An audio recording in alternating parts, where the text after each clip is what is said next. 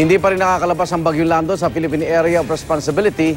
At para sa ibang detalye, mapanayam natin si Ginong Jory Lois, weather forecast ng Pag-asa. Jory, good morning. Magandang umaga, Igan. Magandang umaga, Pilipinas. Ano na pinakahuling sitwasyon ni Bagyong Lando at humina daw ito? Actually, kahapon ay nagkaroon siya ng paghina, no? Pero ngayon, na-assess natin na same pa rin.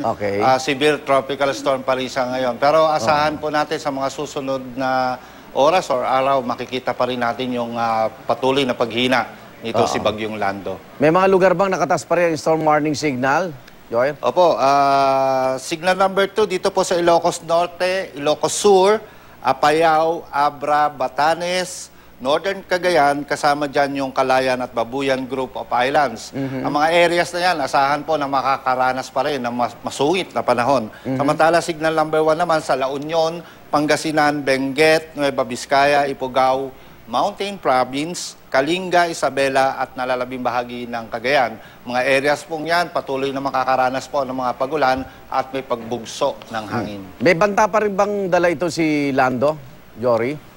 Well, patuloy yung pag-ulan na mararanasan pa sa dulong Hilagang Luzon. At sa ngayon nga, sa kanyang tinatahak na northeast direction ay maaari pong lumapit ito dito sa may bandang Batanes bago po ito mag-northward palabas po ng Philippine Area of Responsibility.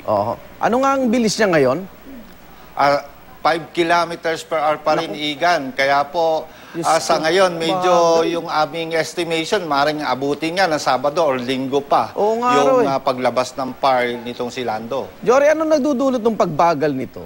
May actually, yung dalawang weather system, yung high pressure area na nasa kaliwa at nasa kanan po, sa taas po nitong si Lando. Kaya po parang kung titingnan natin na gulong-gulo po itong si Lando, hindi malaman kung saan pupunta. Okay, dito sa Metro Manila, kamusta magigilagay ng panahon ngayong araw?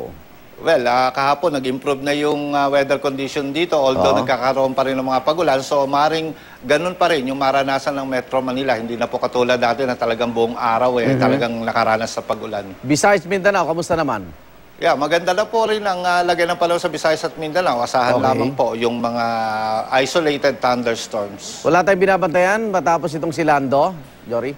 Ang pinakamalapit pong bagyo, si Champi, ay hindi naman natin nakikita na papasok ng PAR. Pero kung sakasakali po na mag-iba ng direction ito at pumasok ng PAR, maaaring sandali lamang po ito at dediretso na rin pataas po. Okay, Jory, salamat. Ingat kayo dyan. Maraming salamat din, Igan. Ginoong Jory Lois, weather forecaster po ng Pag-asa.